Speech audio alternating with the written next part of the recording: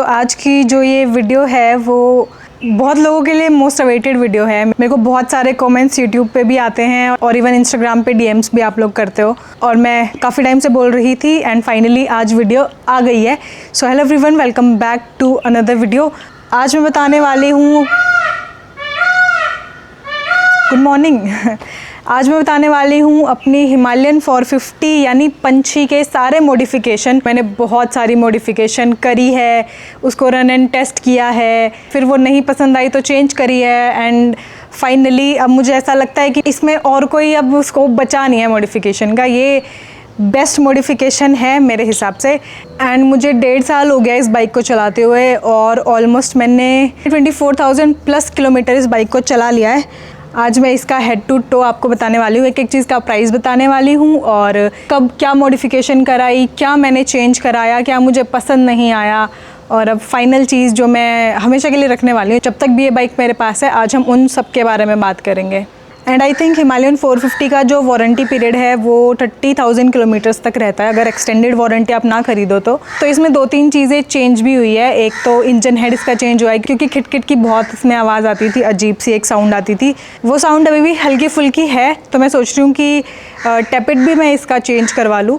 और इस वीडियो के बाद नेक्स्ट राइड शुरू हो जाएगी जो पेंडिंग है मानसून राजस्थान वाली, अराउंड 3,000 किलोमीटर्स की होगी तो ये चल जाएगी 27,000 किलोमीटर प्लस। और तब मैं सोच रही हूँ कि मैं वारंटी ख़त्म होने से पहले इसका टैपिट भी चेंज करा दूँ क्योंकि एक ये मेजर फीडबैक है मोस्टली ओनर्स की तरफ से कि टैपिट की आवाज़ ऑलमोस्ट सबकी बाइक में आ ही रही है।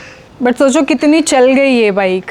और यार कांस्टेंट ट्रैवल यानी पूरे दिन भर तक हेलमेट पहनना और उससे भी ऊपर लेट नाइट्स, जंक फूड, ये सब ना takes a toll on my skin और फिर ये पिंपल हो जाते हैं। और यार ट्रैवल तो मैं स्किप कर नहीं सकती, इसलिए मैंने पिंपल्स ही स्किप कर दिए with my favourite face wash Himalaya purifying neem face wash, जो अब है new and best ever form में। ये बस नीम ही नहीं बल्कि नीम प्लांट के 5 पार्ट से बना है, young leaves, mature leaves, the stem, the flowers and the fruit. और तो और ये क्लिनिकली प्रूवन है पिंपल्स को बस 5 दिन में रिड्यूस करने के लिए and also prevent them from coming back. Also it is a soap free gentle cleanser. तो अगर आप भी पिंपल से स्ट्रगल कर रहे हो then use the new Himalaya purifying neem face wash and have a healthy and pimple free skin. ये available है अमेजोन, फ्लिपकार्ट, नायका और हिमालय की वेबसाइट एंड ऐप पे and you can also click the link in the description to get yours at a special discount. बहुत सारे लोग इस bike के नकल गार्ड से बहुत ज़्यादा इम्प्रेस्ड हैं और अगर मैं देखूँ तो थोड़ा मुश्किल है ये समझ पाना कि ये है क्या चीज़। तो मैं आपको बताती हूँ कि जो हिमालयन 411 का नकल गार्ड आता है ना, ये वही सेम चीज़ है। मैंने स्टार्टिंग में वो पूरा लगवाया था बट जब मैं एक राइड से वापस आ रही थी चोपता वाली राइड से तो वो लूज़ होके उसका ब्लैक वाला पार्ट जो है, कवर जो है वो लूज़ होके हट गया तो मैंने उसको रख लिया। वो आई गेस हरिद्वार के बाद मेरा लूज़ हो गया था तो हरिद्वार से घर में आई, एक साइड पे बस ये मेटल पार्ट बच गया था, दूसरी साइड पे वो पूरा इंटैक्ट था। फिर घर आके मैंने रियलाइज़ करा कि यार ये ऐसे भी अच्छा लग रहा है और अगर मैं इसको बाइक के कलर से मैच करवा दूँ तो ये और भी ज़्यादा सुंदर लगेगा। और ये एकदम स्टर्डी है, इसकी प्रोटेक्शन एकदम मस्त है, मतलब ये कहीं नहीं जाएगा। तो फिर मैंने दोनों साइड का प्लास्टिक वाला पार्ट हटवा दिया और जो इसका कलर आता है स्टॉक सिल्वर, उस पे मैंने येलो स्प्रे पेंट कर दिया और ये बाइक के साथ आई थिंक बहुत ही अच्छा लगता है। एस्थेटिक्स के एस्थेटिक्स एंड प्रोटेक्शन की प्रोटेक्शन, सेफ्टी इज़ सेफ्टी। इसका प्राइस है 2550 रुपये।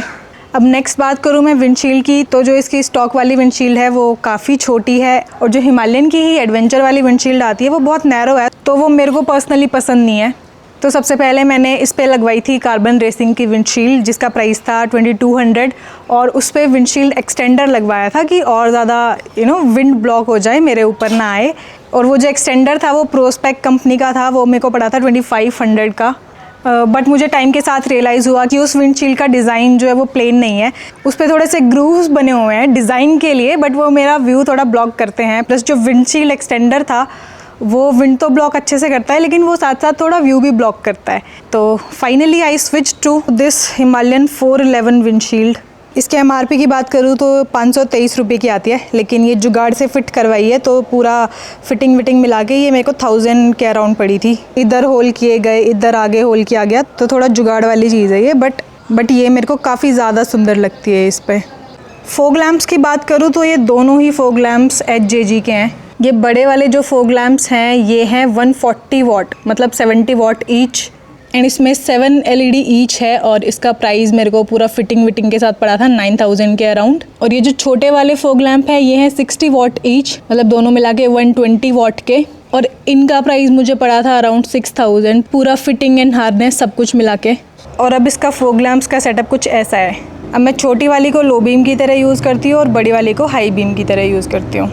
स्टार्टिंग में मैंने बस छोटी वाली लगवाई थी 4 LED वाली, लेकिन मैंने फील करा कि विद टाइम ना उसकी जो इंटेंसिटी है वो धीरे धीरे कम हो गई, तो इसलिए फिर मैंने एक और लगवा ली और अब वो हाई बीम और लो बीम की तरह काम करती हैं। और नेविगेशन के लिए या फिर मैप्स के लिए मैं यूज़ करती हूँ ये ADS की डिवाइस। ये डैश कैम और TPMS के साथ 16,000 की पड़ती है। इससे पहले नेविगेशन के लिए मैं यूज़ करती थी सिमटेक का जो वाटरप्रूफ वाला मोबाइल होल्डर आता है, जिसका प्राइस 1900 के अराउंड है।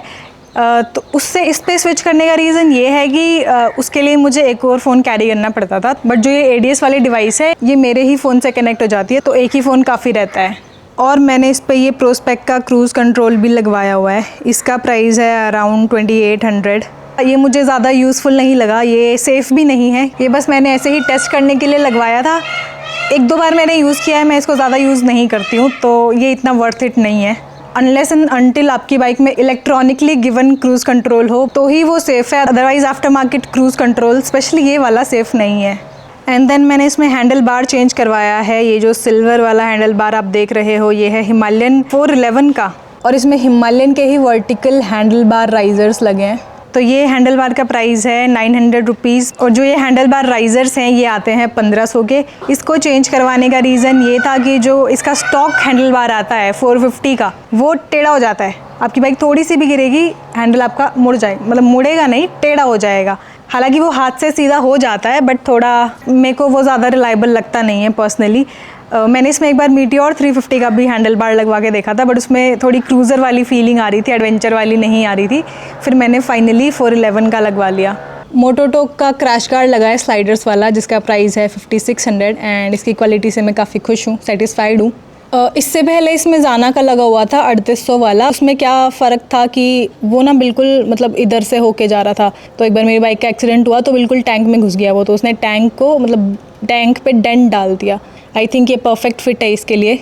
और काफ़ी लोगों का डाउट होता है कि आफ्टर मार्केट क्रैश गार्ड के बाद चेसी टूट जाती है और वो सारी चीज़ें, बट ऐसा नहीं होता है। आप फिटिंग उसकी अच्छे से करवाओ। नट बोल्ट बहुत बार लूज़ हो जाते हैं तो टाइम टू टाइम उनको टाइट करवाते रहो। पूरा चेसी वेसी खुलना फिटिंग पे डिपेंड करता है। अगर आप अच्छे से स्क्रूज टाइट करवा के रखोगे तो वो इशू नहीं आता है, एटलीस्ट इस बाइक में तो नहीं है। और इसमें काफ़ी लेयर वाला साइड स्टैंड एक्सटेंडर मैंने लगवाया है। इसमें हॉर्न भी मैंने एक एक्स्ट्रा लगवाया हुआ है, क्योंकि आई फील कि इसकी जो सिंगल हॉर्न की आवाज़ है वो थोड़ी कम है। एडिशनल हॉर्न मुझे पड़ा था अराउंड 800 रुपीज़ का। सैडल स्टेज इस पे लगे हैं जो अराउंड 3600 के आते हैं जाना के, क्योंकि पहले मैं सैडल बैग यूज़ करती थी तो इसलिए मैंने ये लगवाया था। प्लस अगर पिलियन के साथ मैं राइड करती हूँ, जैसे मम्मी के साथ मैं राइड पे गई थी, तो ये बड़े काम आए थे। ये टॉप प्लेट है जाना की जो अराउंड 2000 की आती है टॉप बॉक्स लगने के लिए। बाकी क्वालिटी आप थोड़ा देख के फिगर आउट कर सकते हो, जंग वंग तो लगा हुआ है। एक GPS माउंट भी मैंने पहले इस पे लगवाया था इधर, लेकिन मेरे को रियलाइज़ हुआ कि अगर उधर मैं कोई भी माउंट लगाऊंगी, फ़ोन होल्डर लगाऊंगी, तो वो मेरा व्यू ही ब्लॉक करेगा। तो अभी जो मेरा सेटअप है ADS के कारप्ले वाला, एप्पल कारप्ले वाला, वो आई थिंक बेस्ट है, बेस्ट ऑफ ऑल। ये रेडिएटर गार्ड है इसका 2200 का, और बैश प्लेट है 2750 की। ये दोनों चीज़ें जाना की ही हैं। ये फ्यूल रिजर्वॉयर का कवर 400 का है, एंड ये मास्टर सिलेंडर का कवर 700 का है। और जो ये ओस्मो वाला माउंट है, मैं इस पर कभी कभी अपना ओस्मो एक्शन 5 भी माउंट कर लेती हूँ, 360 भी माउंट कर लेती हूँ। ये अराउंड 5000 का आता है। एक नई चीज़ जो मैंने लगवाई है वो है ये, इसको सिगरेट लाइटर बोलते हैं। ये 12 वाट का अडेप्टर है जिससे मैं अपना टायर इन्फ्लेटर चलाऊँगी। ये अराउंड 400 का पड़ा मेरे को। बाकी सीट की जो मॉडिफिकेशन है वो मैंने HD फोम लगवाया हुआ है, राइडर वाली सीट पे भी एंड पिलियन वाली सीट पे भी। एंड मैंने बाइक लॉन्च होते ही ले ली थी, तो उस टाइम पे ट्यूबलेस रिम नहीं थी और उसका मार्केट में एक ही ऑप्शन था जो कि है वे टू स्पीड का ट्यूबलेस कन्वर्जन। उसकी किट आती है अराउंड 7000 की, और इंस्टॉलेशन मिला के वो पूरा मेरे को 10,000 का पड़ा था। और 1.5 साल हो गया है, आज तक एक मुझे सिंगल इशू उसमें नहीं आया है। और मुझे अब लग रहा है कि वो काम मेरा सस्ते में ही निपट गया, क्योंकि अभी जो इसका प्राइस हो गया है ट्यूबलेस रिम का, वो आई थिंक कुल मिला के 40-42 हज़ार की आने लग गई है। मतलब इससे हाफ प्राइस में लॉन्च हुआ था, बट आई थिंक वो अभी बढ़ गया है। प्लस इसमें एयर फ़िल्टर भी मैंने वे टू स्पीड का ही लगवाया था। उसका प्राइस अराउंड है 3750 रुपये। उससे क्या हुआ कि इस बाइक का लो एंड टॉर्क बहुत हद तक सुधर गया, वरना थोड़ा बेकार है इसका लो एंड टॉर्क। बाकी मैंने इसके टैंक पे एंड फ्रंट बीक पे PPF करवाया हुआ है। और एंड में मैं बात करूँगी इसके टायर मॉडिफिकेशन की। आई थिंक वो एक बहुत बड़ा मतलब मेजर चेंज मैंने करवाया है, जिसकी वजह से ये बाइक मेरे को चलाना आसान लगने लग गया है। पहली चीज़ तो इतना चला ली, ऑलमोस्ट 25,000 किलोमीटर चला ली, तो एक्सपीरियंस के साथ इजी लगती है चीज़ें आपको। और अगर इसके टायर्स की मैं बात करूँ तो जो इसमें स्टॉक टायर आते थे उसकी प्रोफाइल होती है 140/80/17, लेकिन मैंने इस पर मैक्सिस का मैक्स फ्लोर टायर लगवाया हुआ है जिसकी प्रोफाइल है 140/70/17। तो वो जो 80 से 70 हुआ ना, उतने में ही बहुत मेजर डिफरेंस आ गया। और अगर आप और सीट इसकी कम करना चाहते हो तो लो सीट ऑप्शन भी इसमें आता है। मेरी तो स्टॉक वाली है, उसको मैं बिल्कुल लो पे ही टिका के रखती हूँ। और एक और चीज़ जो मैंने करवा रखी है वो मैंने इसका सस्पेंशन भी बिल्कुल लोएस्ट उस पर टिकवा रखा है। तो इस चीज़ की वजह से मैं 5'3" हूँ, मैं 5'4" नहीं हूँ पूरी, मतलब 5'3" के बीच में हूँ।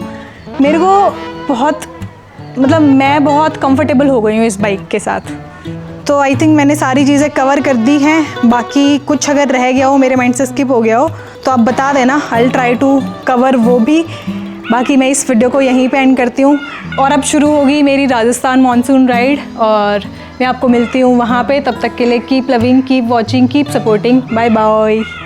अरे हाँ, ये तो बताना मैं भूल ही गई, ये सब मॉडिफिकेशंस मिला के मेरे को 1 लाख प्लस प्राइस पड़ गया सारी चीज़ों का। Okay, that's it, keep loving, bye bye.